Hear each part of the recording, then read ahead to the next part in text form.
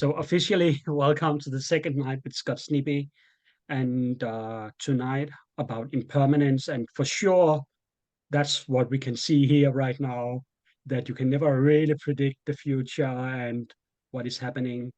And as of right now, Scott will be back in August and September with meditations from his book about law and cause of law and effect, and also about renunciation, and also looking forward to that. And we might eventually change the date if that's more convenient in the end.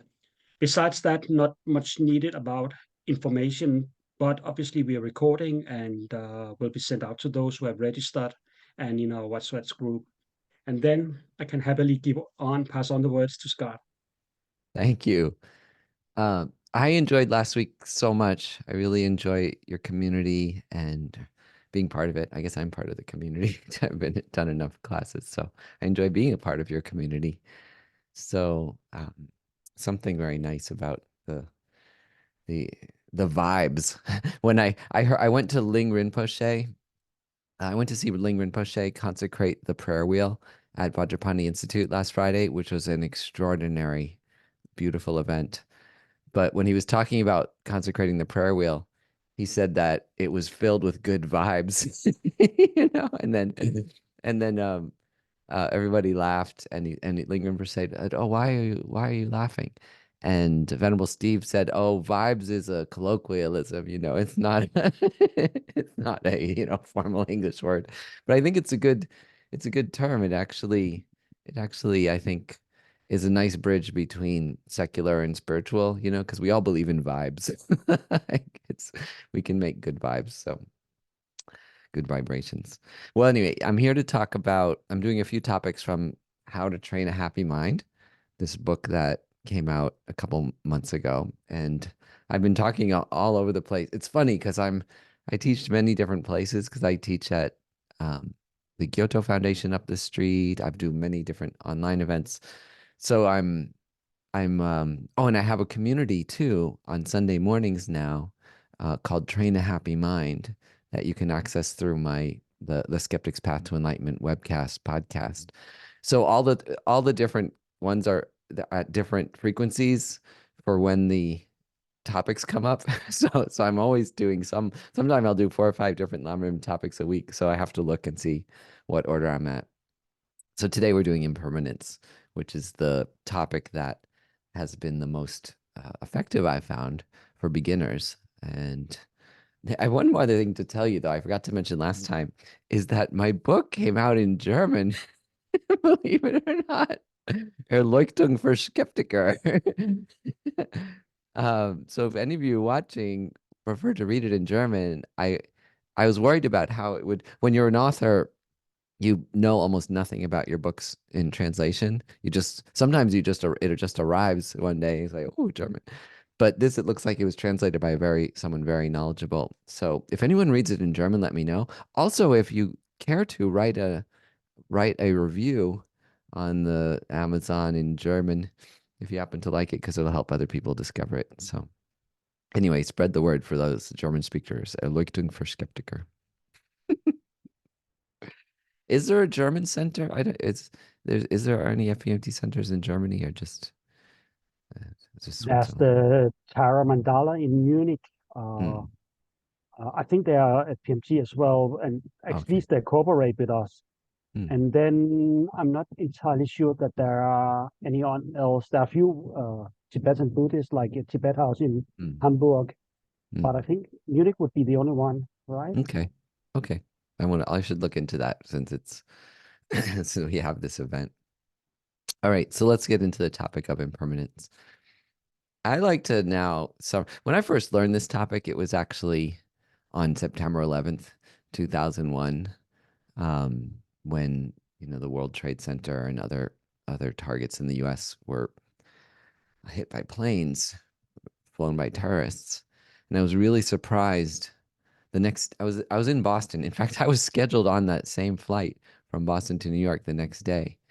So it was quite vivid, that possibility of dying like that.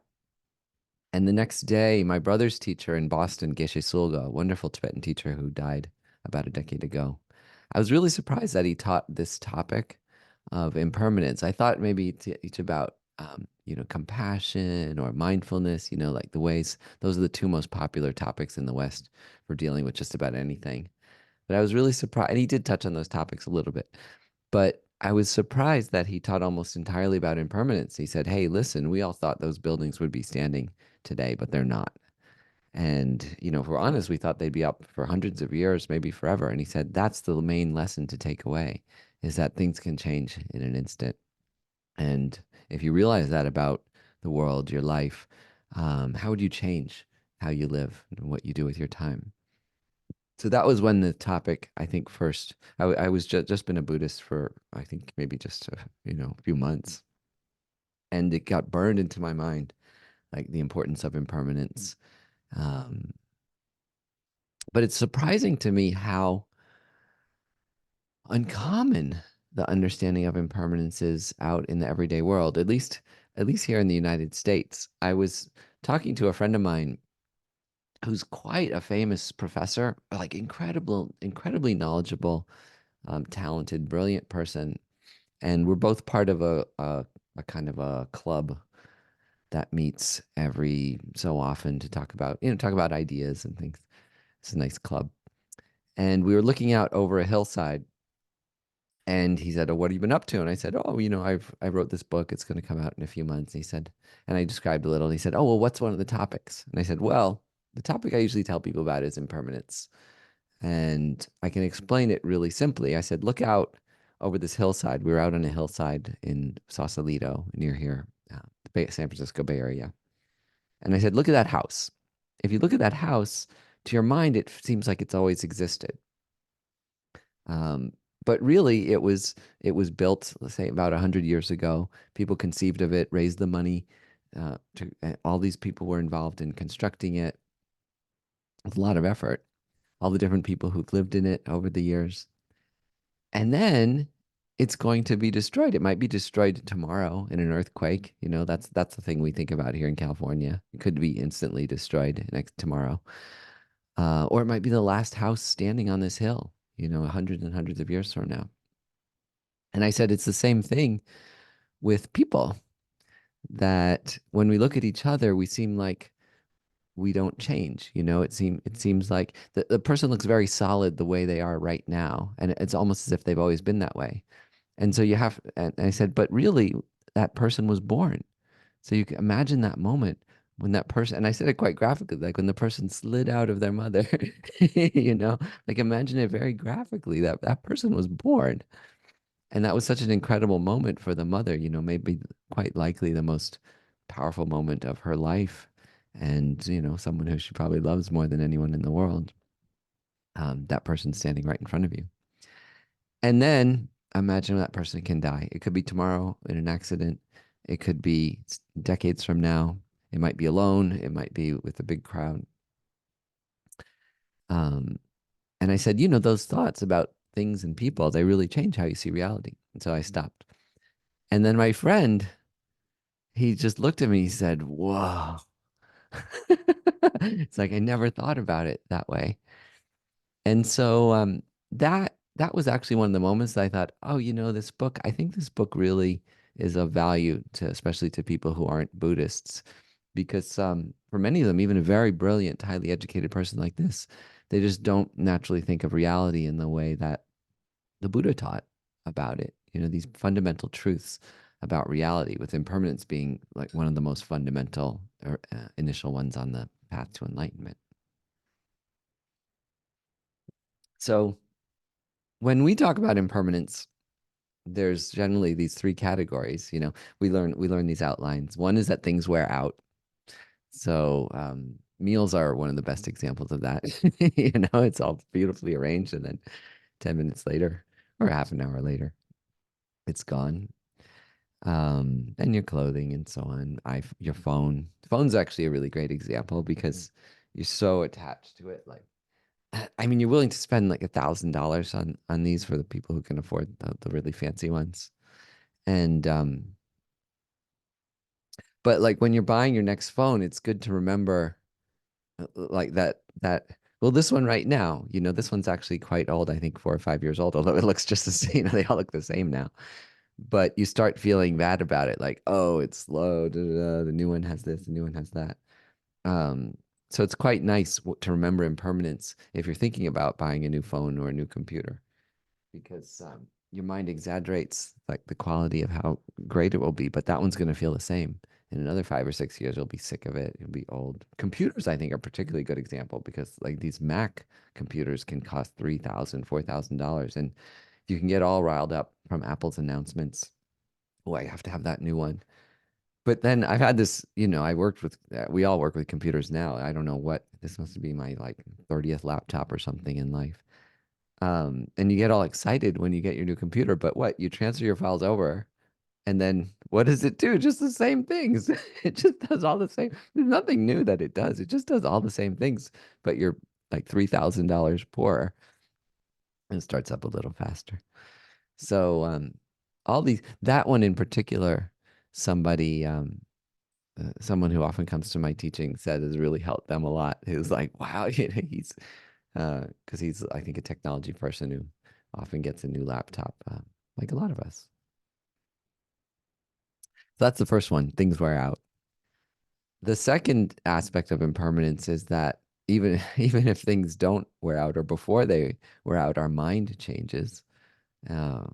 We get sick of something often as soon as you buy it, right? Or as soon as you get it home, you're like, oh my God, why did I buy that shirt? It's so much like the other 25 blue shirts I have in my closet. Um, or obviously with relationships are one of the biggest examples of how our mind changes. Um, and then at the end, this is like the really stark one, especially for Buddhists, is that, well, even if things don't wear out and even if our mind doesn't change, we do die at the end of life.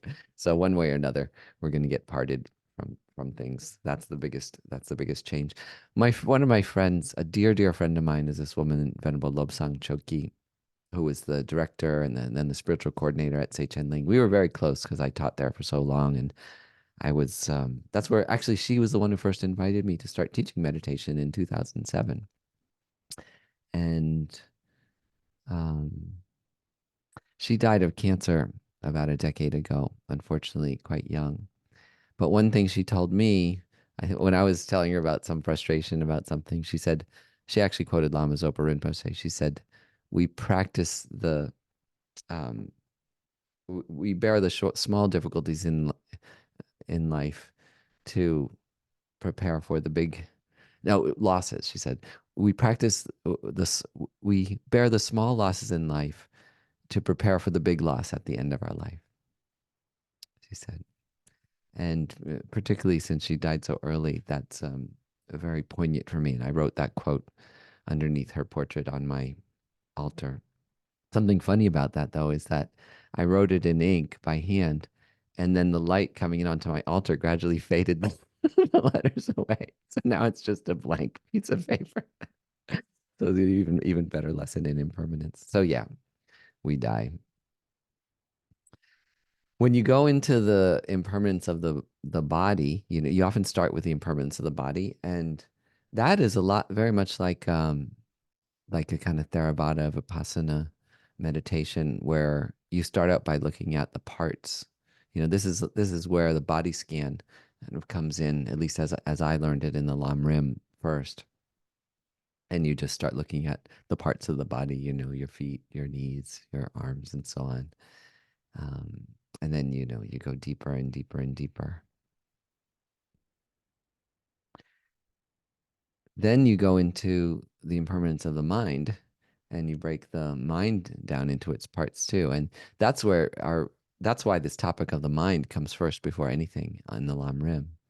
Because in order to look at the impermanence of the mind, you need to have some model of it. And I do that in the book too. I have a preliminary chapter on the mind. I really debated for a while whether to do that or not because it is a bit to load on people right at the start.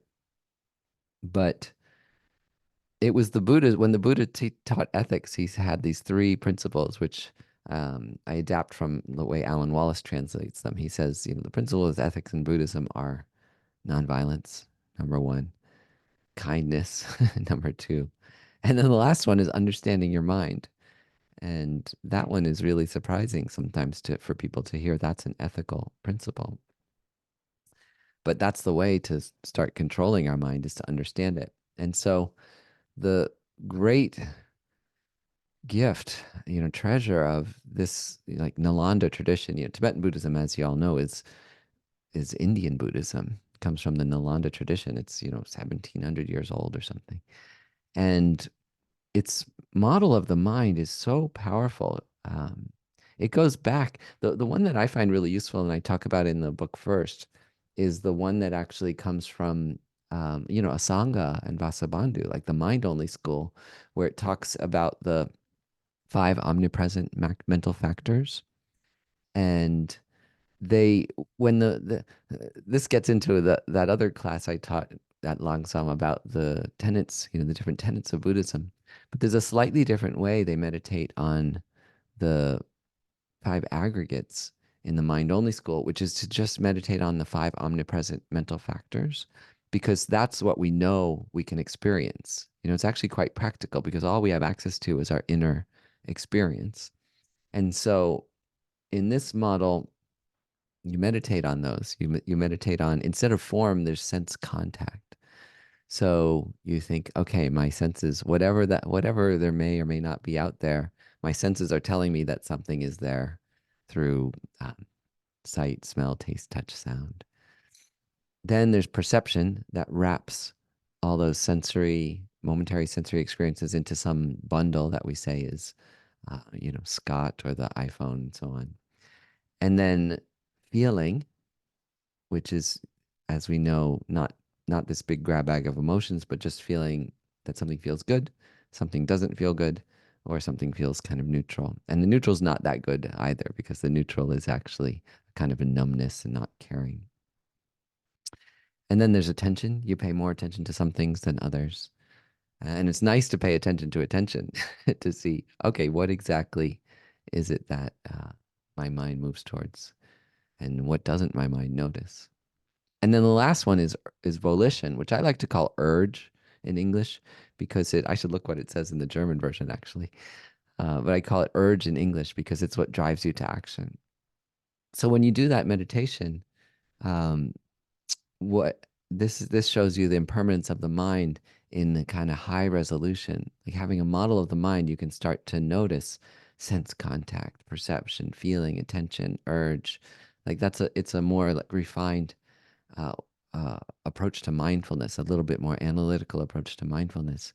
And what we're taught, which I think all of you know, is that there's only one place within that cascade of five experiences that you really have any control, and that's at feeling. So it's that middle step of feeling. I mean, they actually say they all happen at once. That's how they describe it. But it's that step of feeling that it said you have some control. That if you can just notice the feeling of positive, negative, or neutral, and just allow it to be with it, to accept it, and don't let it drive you to, or don't let it automatically drive you to volition or urge. That's how you control yourself. That's the first step of self-control. So this is the more, subtle analytical way to look at the impermanence of the mind, is with, and I think, many of us have taken these classes where you learn the 51 mental factors. So you can, if you can notice all 51, that's fantastic. But these five omnipresent ones I found particularly helpful. Even for me, even more helpful than meditating on the five aggregates. Because I always thought like form is very dualistic, like form and not what is form and what is mind. It seems to me that's actually one of the stronger dualisms that you have um, early on the path of the Buddhist path. So to have everything within the context of mind, I find a lot easier to work with my mind and to gain control of my mind. But anyway, that's the impermanence of the mind. One of my favorite examples for this, and one of the ones I have to always remind myself of, is the impermanence of relationships, which is really another aspect of the impermanence of mind, right? The way that our mind changes in our feelings towards people.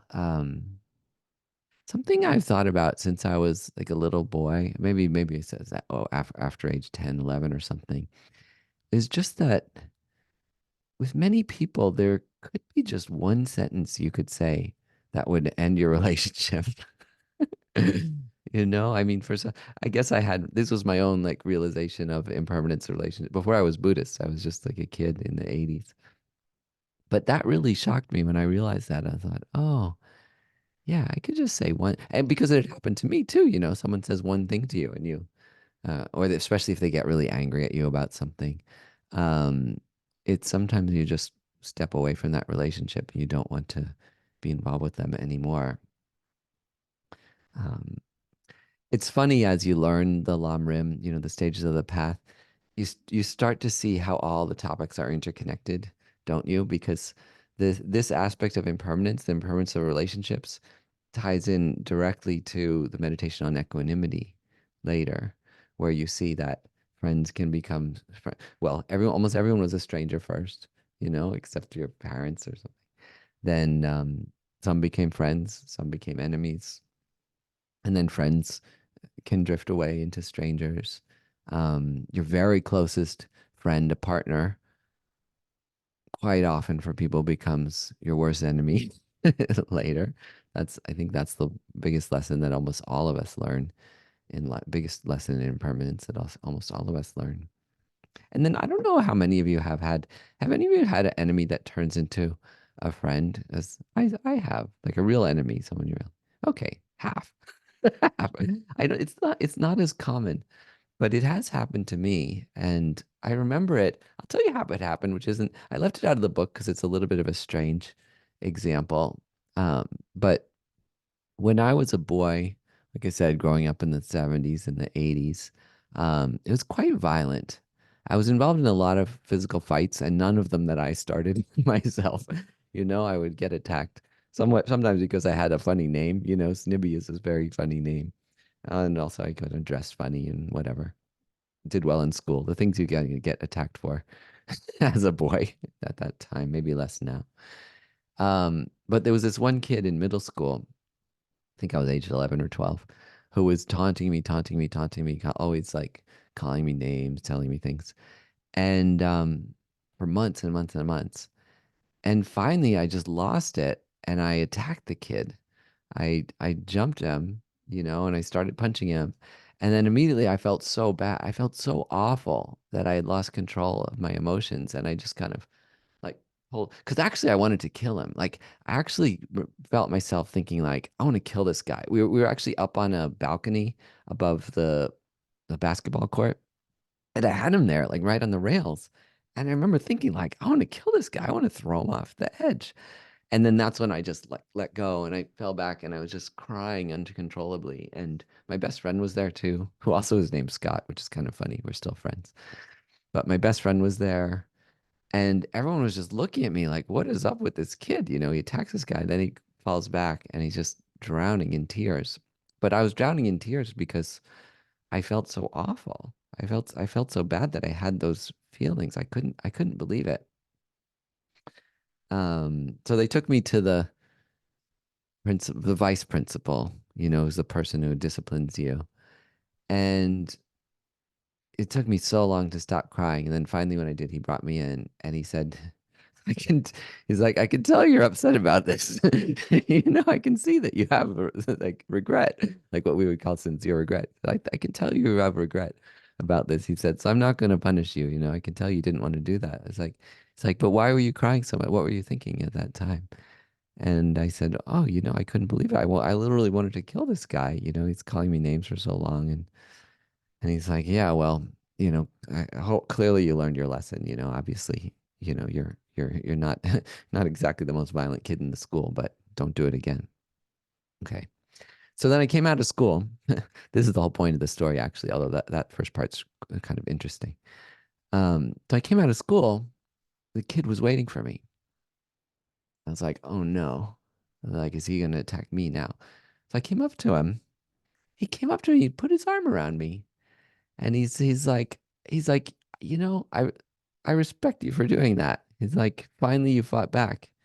He's like, why don't we go, why don't we go to McDonald's? There was like McDonald's up the hill. He's like, why don't we go to McDonald's? And like, I see you have your bike. So he walked home and we became friends. It's totally bizarre based on that. And it's quite common with boys, sadly, is that like someone will taunt you until you fight back. And then once you fight back, then you've like gained their respect. I think it's a little bit comes from the animal world. Like you see this in like chimpanzees and dogs and things like that, where the males have to like fight each other to gain each other's respect. So I'd like to think we evolved beyond that. Um, but not, at least not when I was a kid. We had not evolved beyond that. But that's my story of how an enemy turned into a friend. This kid, I think his name was Kevin Ryder. I still remember his name. Um, so anyway, enemies can turn into friends, and you see it in the world too. Um,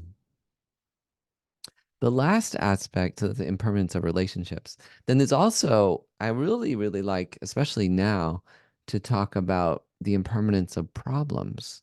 This is one of the things, Venerable Renee taught me a lot about this.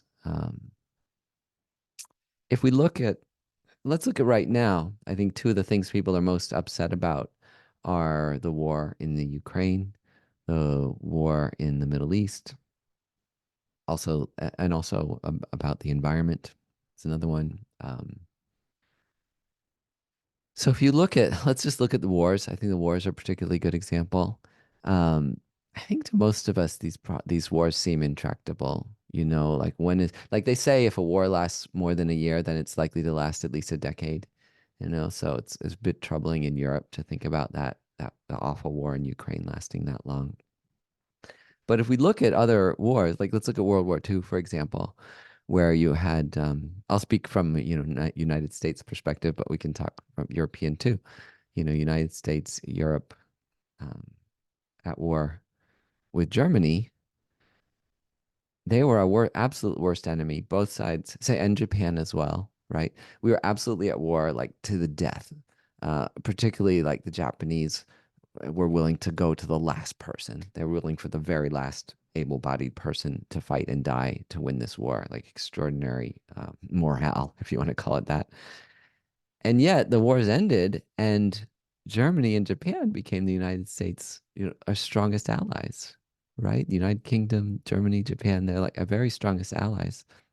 So it's nice to look at that and see, and also me as a Jewish person, and I have family members who died in the Holocaust. I've been to Germany many times. It's a very peaceful place for the most part, a very cosmopolitan, tolerant place. Um, so it's nice to see that within, whatever you want to, not necessarily a lifetime, but I guess it is a lifetime, right? Because it's been what, 80 years or something like that. But within a lifetime, these problems can resolve themselves. So it's nice to think that it is possible if conflicts as huge as those in World War II resolved into enemies that became allies, then it is possible. It's not guaranteed to happen, but it is possible for the Ukraine and Russia conflict to resolve, for the conflict in the Middle East to resolve. We have to admit that possibility, and there's examples in life. And it helps us to not feel hopeless. It's an antidote against hopelessness because we don't know. Whenever people speak with certainty about these problems, you know that they're wrong. Like, of course, we don't know what's going to happen next. So I like to mention, and it's the same with the environment. Even if it's, let's say, more likely than not that the environmental problems are catastrophic, still uh, I spoke with Kim Stanley Robinson about this, who wrote a book called The Ministry for the Future, which lays out in a novel form a plan to overcome environmental problems. And he says, I'm a functional optimist. He's a Buddhist also. He says, I'm a functional optimist. He says he understands these problems almost better than anyone in the world. But he also sees there is a solution, and a very precise, specific one that we're on the path toward. He said, actually, we're quite close because it's a matter of money. We know all of the solutions to the environmental problems today, but we're not investing enough. When we spoke, he said we're investing about $1 trillion a year globally to combat the environmental problems. If we invested 5 trillion, that would be enough. So it's 5 times as much as we're investing right now. So, we're not that far away from working to solve these problems. I'm not trying to be, a Pollyanna and just say, oh, it's no big deal. It is a big deal, and maybe it's more likely than not that it won't be solved, but there is a solution, and there's some percentage of reaching that solution. I don't know what it is between 5% and 50%. I don't know, but absolutely there's a solution. I also like to quote David Catay, I also interviewed him for the podcast. He's a Columbia professor of Buddhism. And he said something his mother used to always say to him, which is that the optimists always win, which is kind of a nice quote. And the way I interpret that, I mean, of course, they don't always like literally win, but the way I interpret that is that, of course, it's the people who try who succeed. If you don't even try, then you don't succeed. So it has to be the person who believed it was possible who makes it possible. So that's just to talk a little bit about the impermanence of problems, which I think it's something that we're all thinking about every day long. So if we're not, it's nice to apply some of the Buddhist reasoning to them to gain some perspective and hope, particularly to gain hope. So another thing I like to mention about impermanence is just how much this topic is enriched by what we've learned about the modern world physically. The Buddhists have the better mental model, I think, much more highly developed. But in terms of physical reality, something they try to teach us with impermanence is not just the gross impermanence. Everything I've talked about so far is actually more or less like gross impermanence, different aspects of it. But the subtle impermanence about how things change at every instant, um, the Buddhists didn't have the evidence, the kind of empirical evidence and mathematical reasoning that helped us to understand the subtle impermanence of matter, the way that even cells, cells were only very recently discovered. What is it, like Van Leeuwen or something? They discovered the cell, I don't know, was it 150 years ago or 200 years ago? Um, just that things are made of cells and then that cells are made of atoms. Einstein was the one who discovered that or proved that atoms existed. There wasn't any empirical proof that atoms existed until Einstein. He was the one who proved that atom existed. That's what they say. So we have so much evidence. We even have pictures, diagrams, drawings of how an atom breaks down into subatomic parts and how quantum fluctuations make these subatomic particles appear and disappear, move between electron shells, biochemistry, all of these, how our neurons function. I think that gets you very, very, very close to subtle impermanence in a way that we weren't able to meditate before we understood that. So I think from a scientific perspective, subtle impermanence on the physical level is greatly enhanced by a scientific understanding of the world.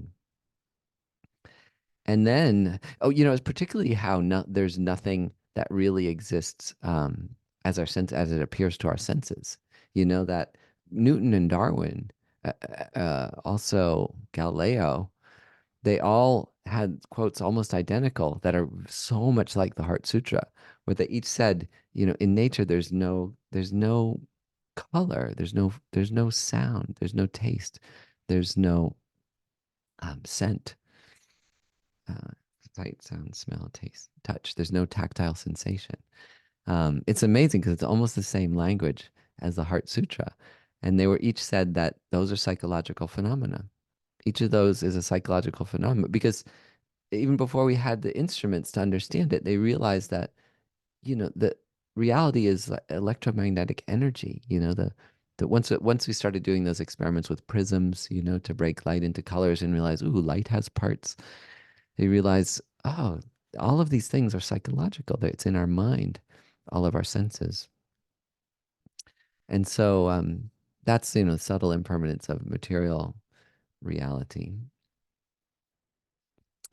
And then, of course, we have the Buddhist view of subtle impermanence. I think this is where, Buddhism has the upper hand, uh, is in understanding the subtle impermanence of the mind, because you do need to model the mind. So we talked about those 5 mental factors, but then there's also the kind of analyses you do in the Mahamudra meditation, where Venerable Rene has probably taught this to you, if you've heard him in some of his teachings. This is where I learned it from him, where when you look at the space of the mind, it can seem whole. It can seem like a whole space, like a big, like feel like spacious, glowing space. And so what he teaches are these Mahamudra techniques to break the space of the mind down into parts. So you say, oh, do I find that space in any one of its little fragments? You break the space. He talks about breaking it into little cubes. And then you also do that temporally. You break the space of the mind down into moments of consciousness. This is a kind of a famous analysis, right? Where you say the mind is made of moments of consciousness. This also comes, from the Vasubandhu, the mind-only school. Like you break the mind into moments of consciousness, and then you say, oh, each moment could be broken in half, broken in half, broken in half. And then what do you find when you break it? Well, some people find different things. Some people find an indivisible moment of consciousness. But in the middle way philosophy, we don't find anything real. It's infinitely divisible, which is really, really wild. And I think something each of us is still grappling with, unless you realize emptiness. Like, what exactly does that mean, that it's infinitely divisible? But this is the subtle impermanence of the mind, is to see that like changing infinitely at every moment, infinitely subdivisible.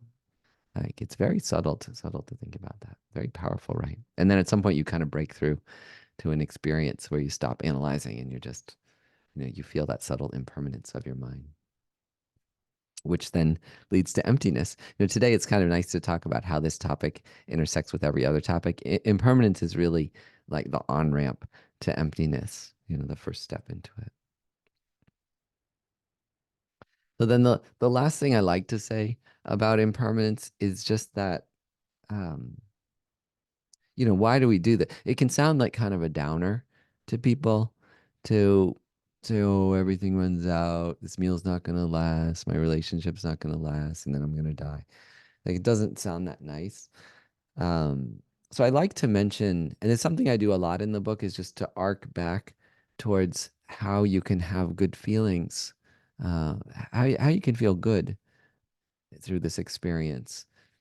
And with impermanence, I think, and I'm curious if you've all had this experience, but my experience is that you enjoy things more when you can appreciate their impermanence, because you're not quite often I realize if I'm super attached to something, I don't even enjoy it that much when I finally get it. Like, because you're kind of worked up, like your body, your mind is sort of worked up. Sometimes you feel guilty for enjoying it, whatever it is, like food, sensual pleasure. Oh, and it was shopping, it's a not big one for people, and then you just like spend a lot of money. So if you actually see things as impermanent, you're totally there and present with them. You're actually there enjoying your meal, and then seeing in its fullness of like, wow, where did all these things come from? Where are they going? Analyzing that I feel like I really feel like you can, when you're totally present, and even with that, for me, that bit of analytical meditation really helps to think through where did all this come from? Where is it going? It's becoming part of me as I'm eating it, or sensual experience. It really helps you to be more present and mindful for the experience, to appreciate its impermanence. And I think, and the thoughts of impermanence can really fill your mind in a way that you don't have to be caught with, um, sadness that it's going to end, or like like planning for the next time you're going to get it, like a junkie, an addict. Anyway, that's my perspective with my experience with impermanence, is that you do actually enjoy things better. Um, and you have some perspective too, because then you might not, waste a lot of money on a expensive new car or something like that, because you realize, well, it's gonna be worthless in 10 years. The car's gonna be worth nothing. It's gonna be broken down. I'll just need another one. So why not just kind of be happy with what I have, or get something a little more modest? Venerable Renee talks about this. He says it's best to get the medium level thing. He says don't get the cheapest one, because it won't last and it's bad. And he says don't get the best one, because you're be too attached to it, and then you're worried and upset when it wears down. He says always get the medium, the medium quality thing. So he has like a medium quality, like his mala is medium quality. He doesn't have the best one. Anyway, that's a little bit about impermanence. I know you're all familiar with this topic already, but someone asked me when I was leading meditations the other day at the Kyoto Foundation. I think it was this topic actually, impermanence. And she said, "Oh, do you get something out of the meditations too when you lead them?" And I said, meditation is not something to know, it's something to do. So you do it again and again and again. So like for me, it's not I'm just said all the same things I've said dozens of times, but my own mind is like kind of refreshed with so hopefully yours a little bit too. I need to be reminded constantly um, to not get it to counter attachment, particularly to counter attachment and seeing things very solidly. Despair counters attachment and despair, I think, quite effectively. Okay, so we wanted to go into meditation now.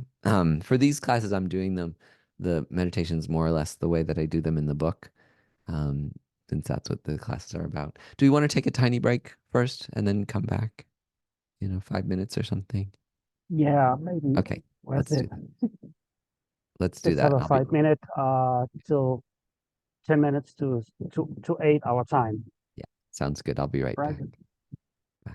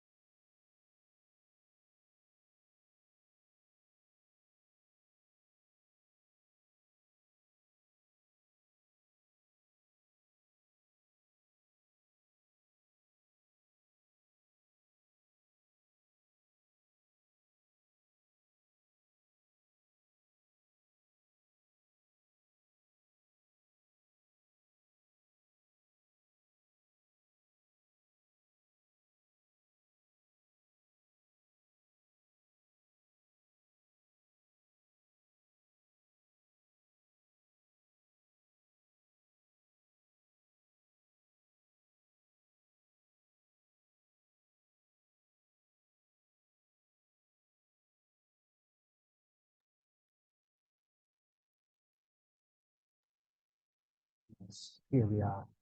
Okay, hi.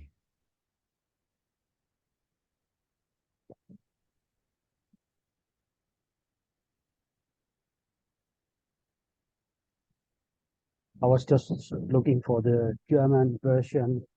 Uh, have to look it up if I can get it. Yes, You're Erleuchtung für Erleuchtung für Skeptiker. Skeptiker. Very curious about the word urge, how we can translate into German. No, yeah, it's in here. Let's see. I did study German. I studied German for about 5 years. Oh, wonderful. So I can read a little bit, but not very well. Yeah, Chapter 4. I will have to look up where I can get the German version. It's about Yeah, you 10 euros, so that's not expensive. yeah, it's a good price. I'm just not too fond Process of standardized. ebook books. I prefer either PDF or hand, Yeah. the one that I have in my hands. Yeah, yeah. Well, it's real. Um, Yeah. Was ist der Geist? Yeah, there it is. I told my daughter has a really great sense of humor because I told her, um, because I was thinking of if they had this, well, in German it would be something about Geist, right? If it was How to Train a Happy Mind. But I told my daughter it's the same word for ghost in German, so people might think it's a book about how to train a happy ghost. Maybe it would sell better. I don't know. Um, so it's probably good they called it Erleuchtung für Skeptiker. That's Fühlen in Emotion in Absicht und Karma. I don't know. I'll have to look. I can look it up afterwards. Like, it's hard for me to read it. Oh, here it is. The mental factors. Absicht. Dankagung. Dank, Danksagung. Danksagung. That might be it. Oh no, that's the dedication. Absicht. Well, I don't know. We'll see. I think it's Absicht. Well, anyway. Yeah, is that right? I'll conduct a search so people can get back to you Anyway, about what yeah. words were used. Okay. Well, anyway, yeah, you'll have to help me out. My German's not particularly good. Okay. Well, let's do this meditation in English.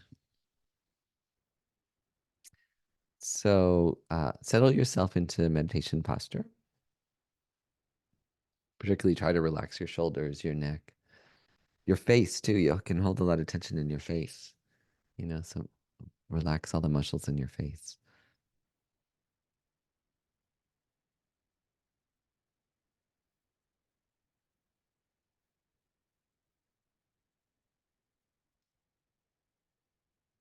And then let's have some sense of refuge. I think most people on this call are Buddhists. So you can picture your teachers and His Holiness the Dalai Lama. You think about anyone, like so a teacher quite close to you if you have one. Like, think about how they look at life, how they approach experiences. For someone who's really realized impermanence, they live life in quite a different way than we normally do. So for refuge, you can think about someone who really seems to have had made the realization of impermanence and feel a sense of admiration and appreciation, respect. And also, but look very closely at how they behave, how differently they behave, truly understanding impermanence at every moment.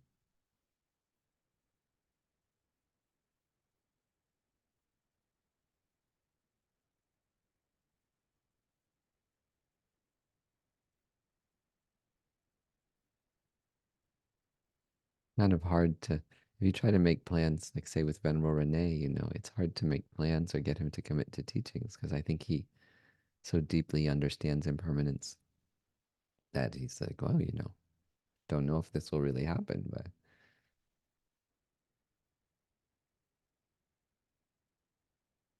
and then also, with refuge, it's nice to always connect it back to yourself and say, I can achieve that too.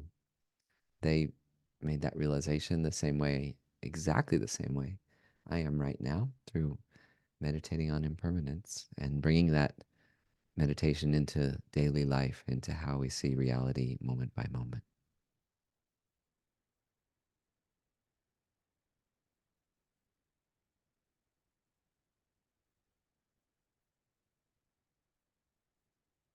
Then generate a motivation.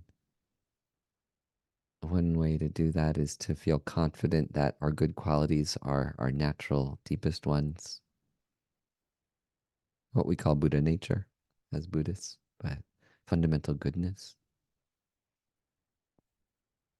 the clarity of the mind, or clear light mind, to some of us, Dharmakaya.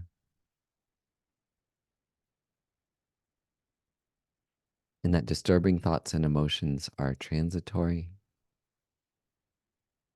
that our mind is trainable, and that through meditation we can gradually allow our natural kindness and warmth and generosity to shine through.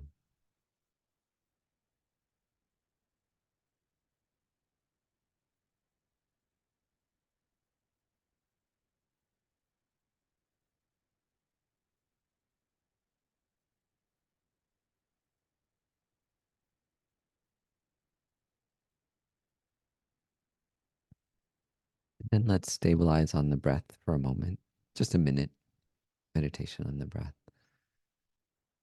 Bring your mind to your breath, either coming through your nostrils or with the rise and fall of your abdomen, with this gentle reminder that things will come along to distract us in our mind, sounds, memories, plans, feelings in our body, and to see them as impermanent. Just let them pass by as you bring your mind back to your breath, not trying to push distractions away, not pulling them forward, but just letting them naturally evaporate. Everything that begins ends. So just for 1 minute, focus on your breath with that sense of the impermanence of everything else that comes and goes as a potential distraction.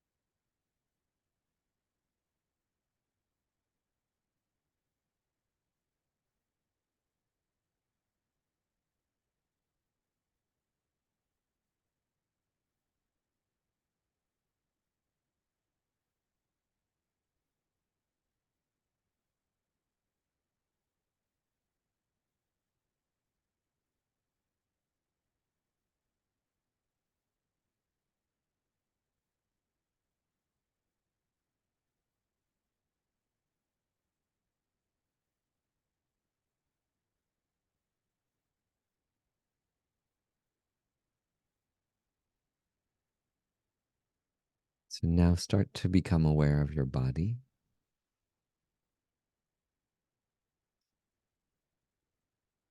Think of its parts one by one. Your feet, your legs,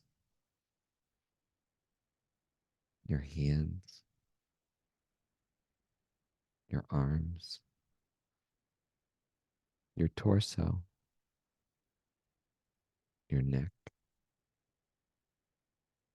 your head, your eyes, your mouth, your nose, your ears, and all of your skin, the boundary between you and the world.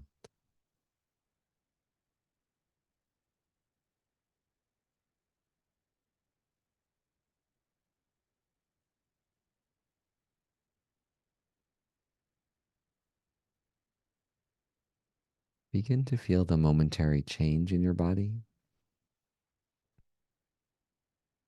your heart beating,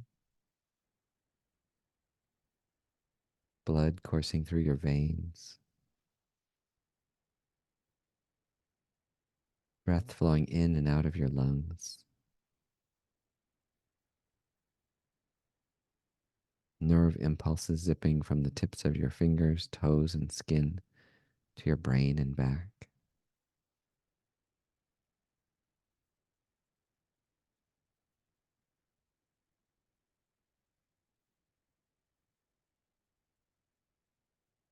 Try to imagine the more subtle change in your body's trillions of living cells, blood, skin, stomach, and brain cells, moving, changing, reproducing. Millions of your body's cells dying every second, replaced with millions newly born.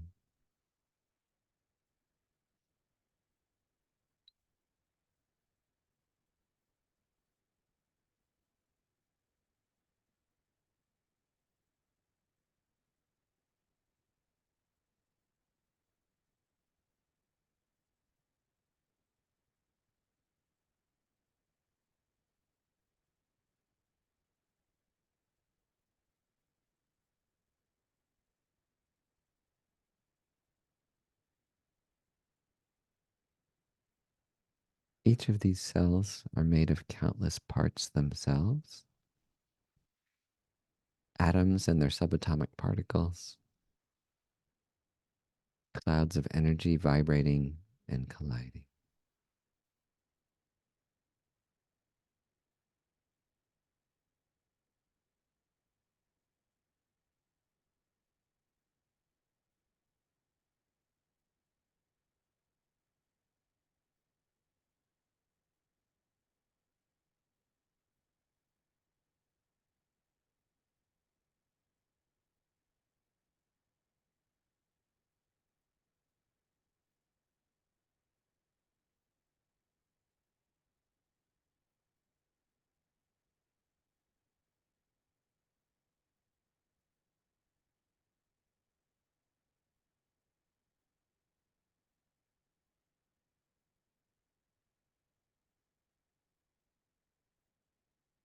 Now turn your attention to your mind, constantly filled with fresh thoughts, perceptions, feelings, memories, plans, fears, and desires.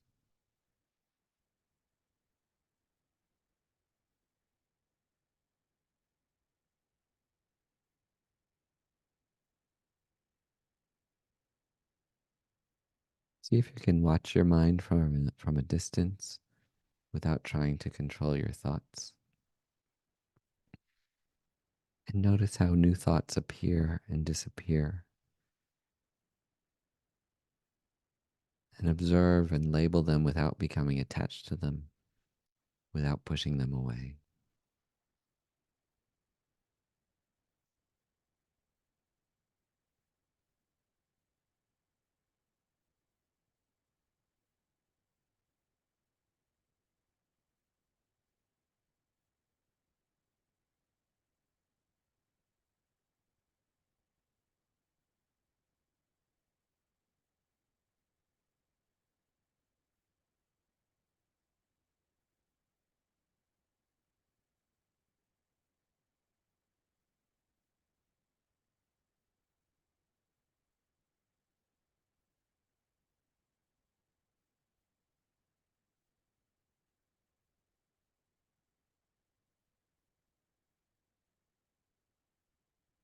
Picture the world immediately around you,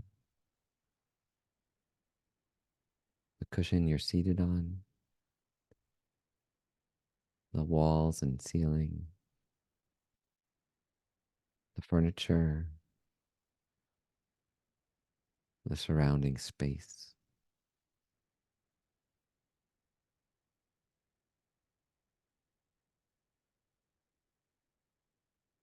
Imagine them the way science tells us they exist,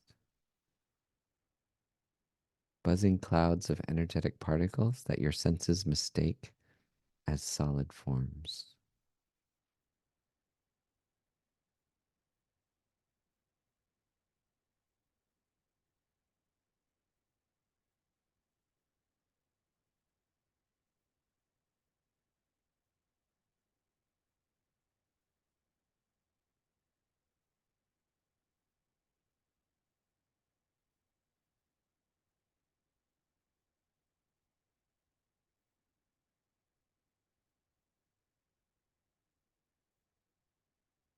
Now think of all your possessions, your clothes, your phone. If you're lucky enough to have one, your car or your home.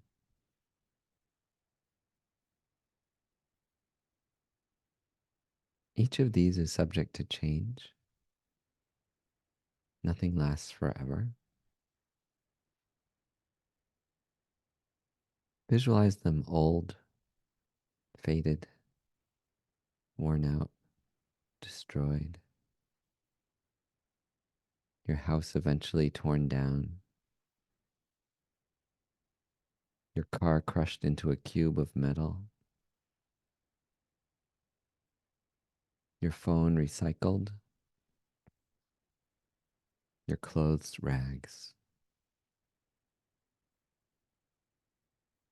Notice how your feelings about them change.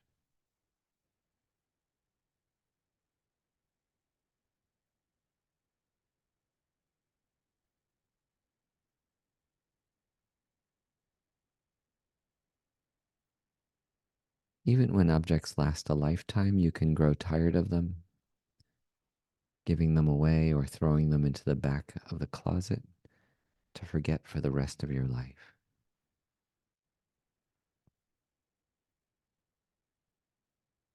Think about that, how there's some objects in your life that you may never see, touch, or use for the rest of your lifetime, sitting in a box somewhere or in the back of a closet.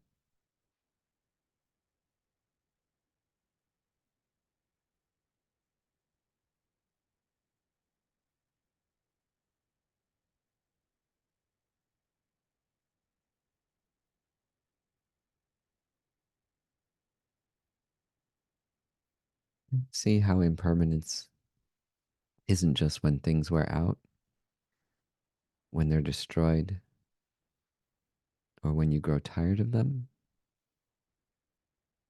but something that happens at every instant in the subtle change of their molecules and atoms and subatomic particles.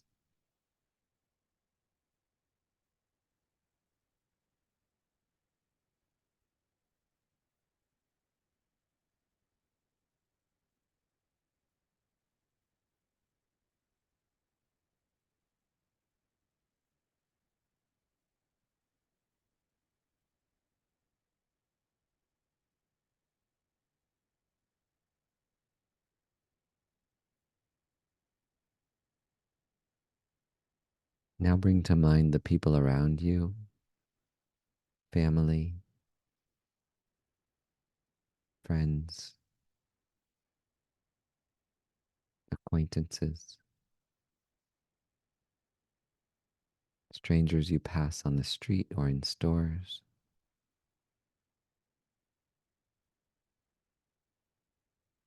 Each of them was born. Imagine the profound moment their mother gave birth.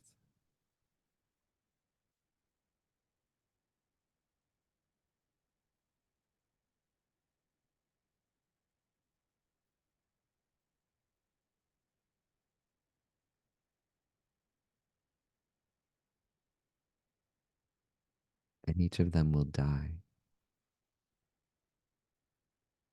So imagine them on their deathbed, alone or surrounded by loved ones.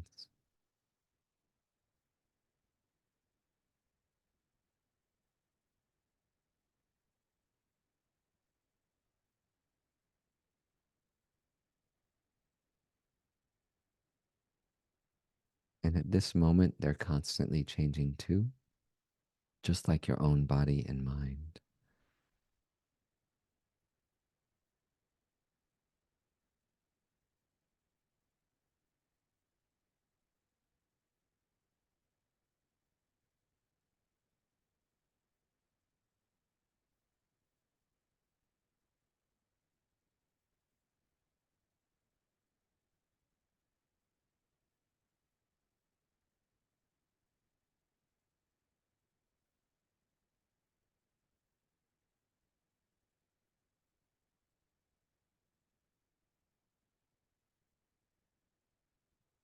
Your friendships, romantic partners, and work relationships are all also in flux.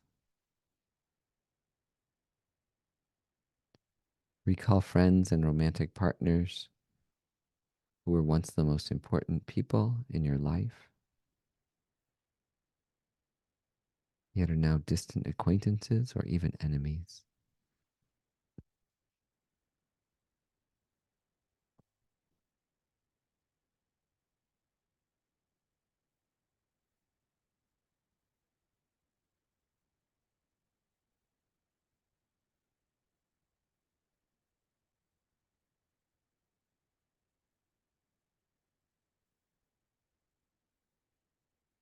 Relationships can end through conflicts, revelations, or just moving away. You can get tired or bored, or simply grow apart from the person who once brought you so much joy.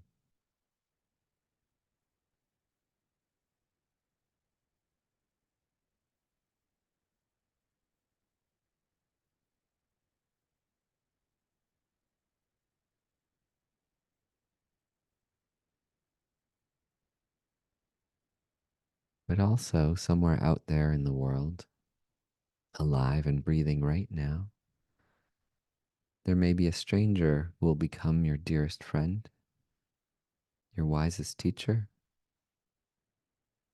or an intimate partner for the rest of your life.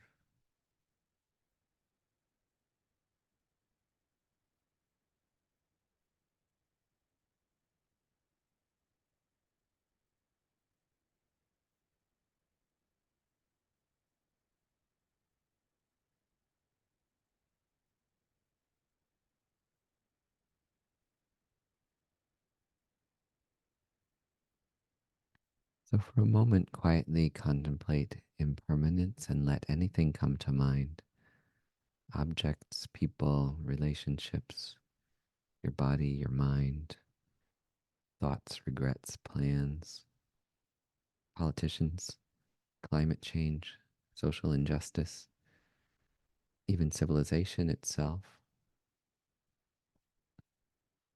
and apply the logic of impermanence to each of them. And when you get a clear, strong sense of the ever changing nature of any one of these, let go of the analysis and stay with your experience that transcends words, what we call the realization, or towards a realization. And when it inevitably fades, you analyze again the impermanence of your body, mind, or another object intellectually. And when that sense of impermanence returns, release into it again. So just for a minute.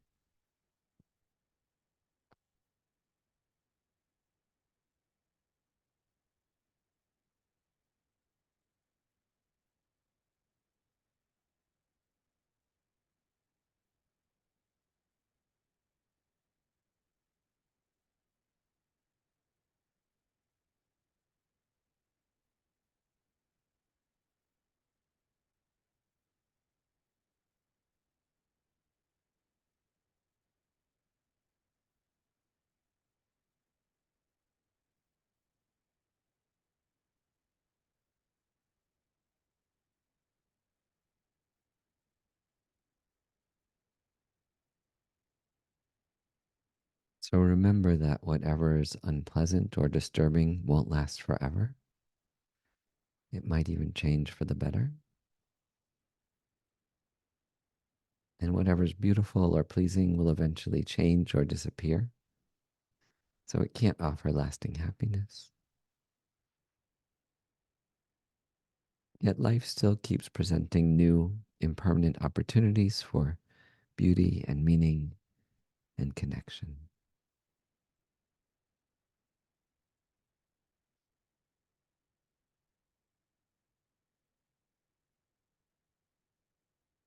As a dedication, we can wish that whatever progress we've made towards seeing the impermanent nature of reality carries into our day, tomorrow, if it's the evening for you. And that when we enjoy something pleasurable, like a delicious meal, a walk in the woods, a warm cup of coffee, the touch of your partner, see if you can be fully present for it. You won't always experience such pleasures. This might even be the last time you do. So see if you can enjoy without clinging, without yearning for a next time. So often your appreciation of life's riches is ruined by plotting the next time you'll get it, or worrying that you'll never get it again.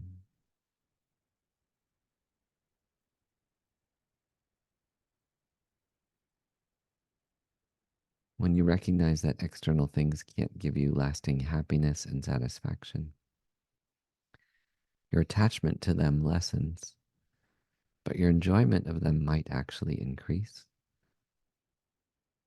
By realizing the impermanent nature of pleasure, you can then enjoy it even more,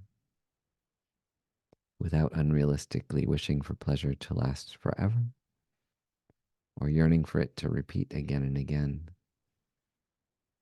You can enjoy it fully and immediately the way it truly is, impermanent.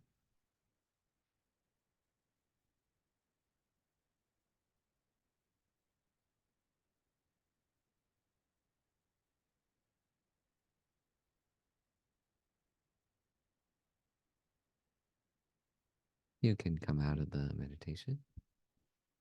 We have a few minutes for questions.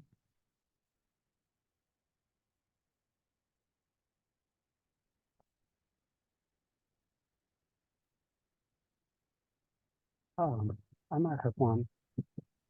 Obviously, you already touched upon it a little bit, but thinking about emptiness, it's not supposed to be taught to people who are unprepared in a larger scale. The same with emptiness. If, say, a new person comes to our center, we start talking a lot about change and impermanence. It can easily wind up really bleak and almost bordering to nihilism and make people go away thinking, oh, that's nothing at all. And if I started to talk about, but there's still bodhicitta, I think that's a huge gap from the one extreme to the other.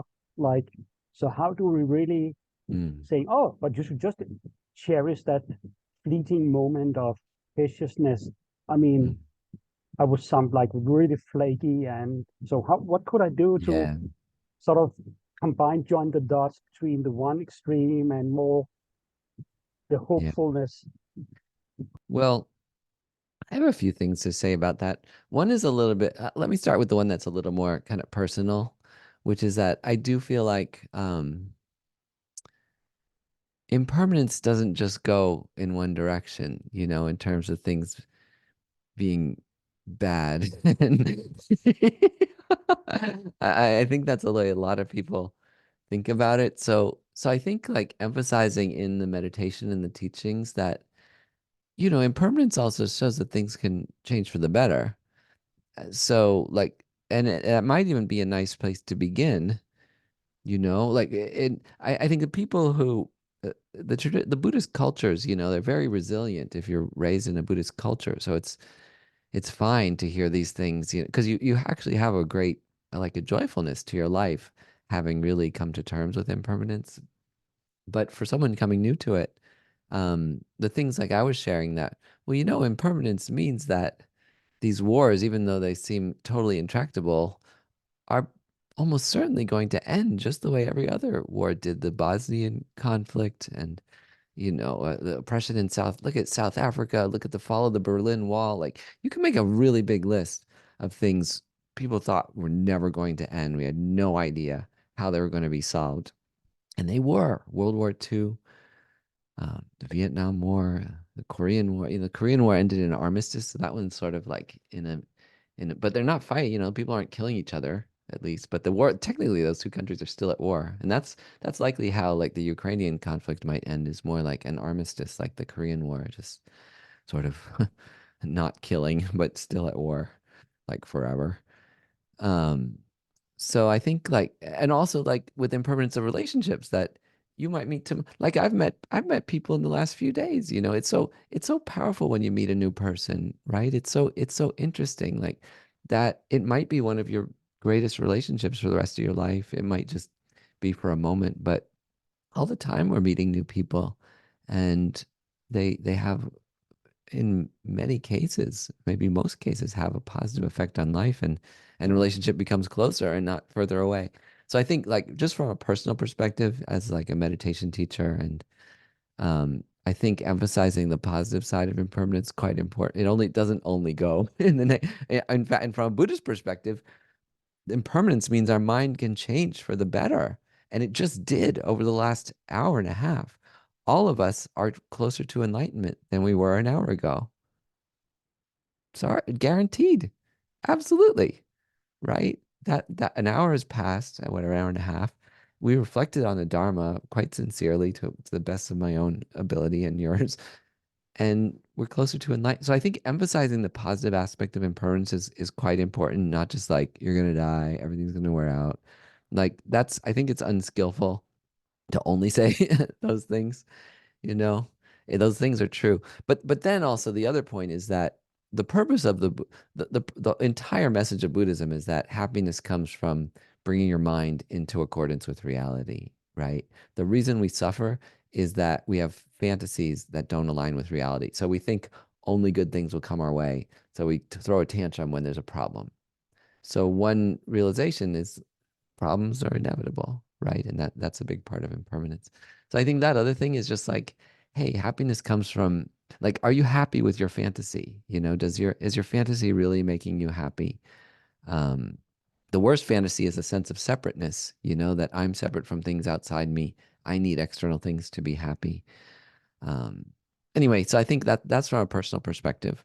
Something Robert Thurman says is that, about teaching emptiness to the untrained, as they say, is that people are already nihilists.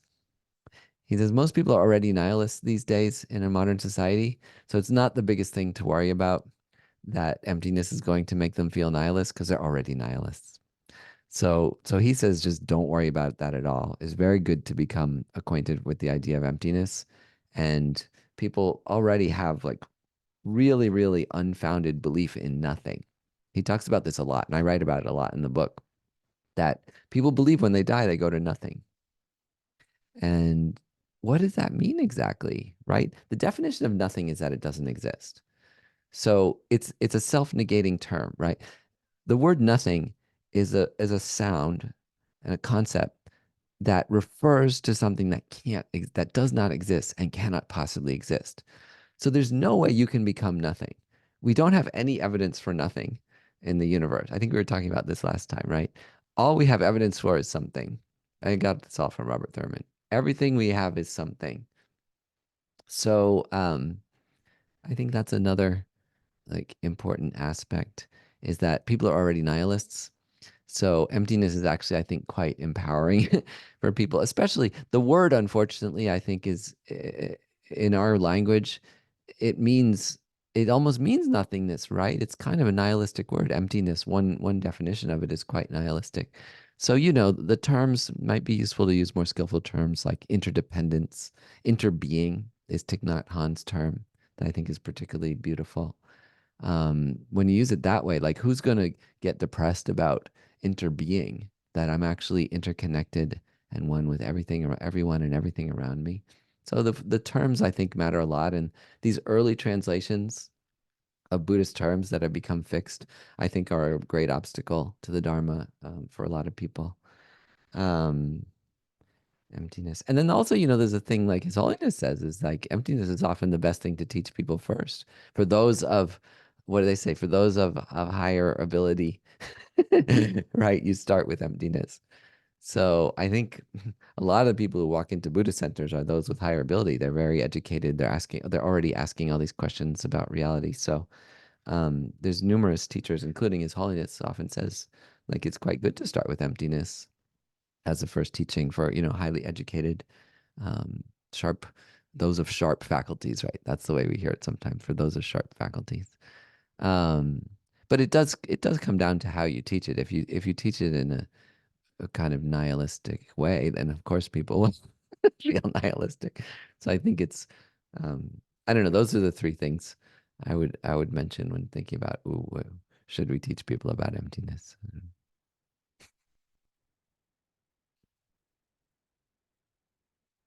Any other questions?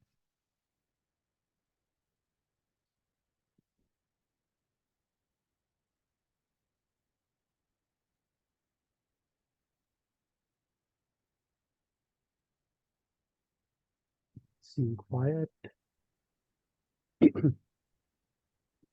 maybe absorbing all the reflections and thoughts from this Yeah, practice. Lars, what did you think about, is any of that helpful in terms of whether and how to teach emptiness? It's like one of our vows, like te don't teach emptiness to those untrained or something, unprepared. Um, I think, as you also said, that people already now have this like, maybe it was also during your meditation saying people already have this reflective mode that they can approach, that things do not exist like constructivism. We all, Mhm. a lot of people are educated in this in Western culture, so they can more easily grasp the concept of that it's in the eye of the beholder. Things do not necessarily exist as they appear, so on. So maybe we are more predisposed to understand it differently than 2,000 years ago. So, but I can say for sure that when I was a kid, I was scared of death. I was scared of change. I disapproved of change. I was really like terrified.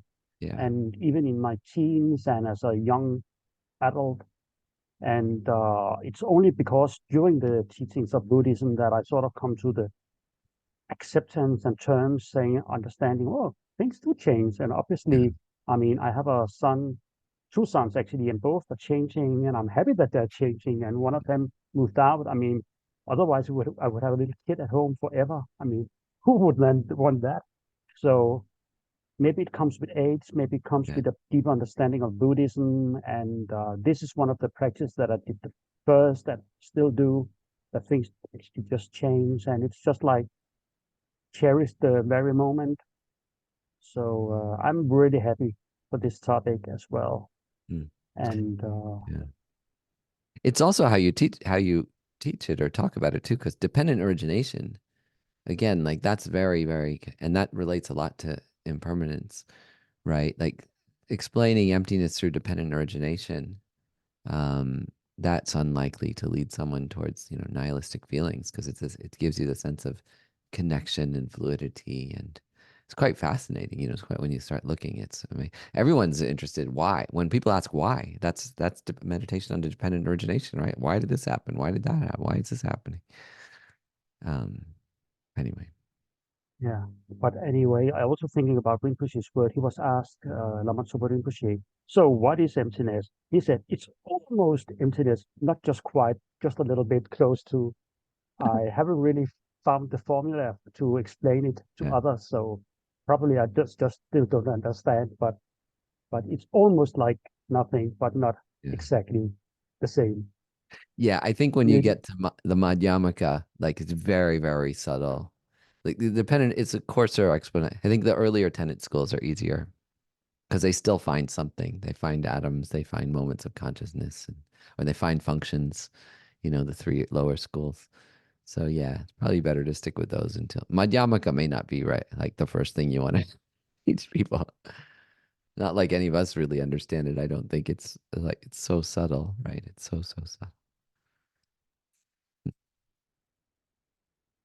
I Okay. think we will stick with the dates and also the Thursdays as well in August and September, and maybe promote a little more. Maybe we had too little time to promote and other stuff and other circumstances playing a role. However, we were 6 to 7 people tonight, and I cherished every moment of it.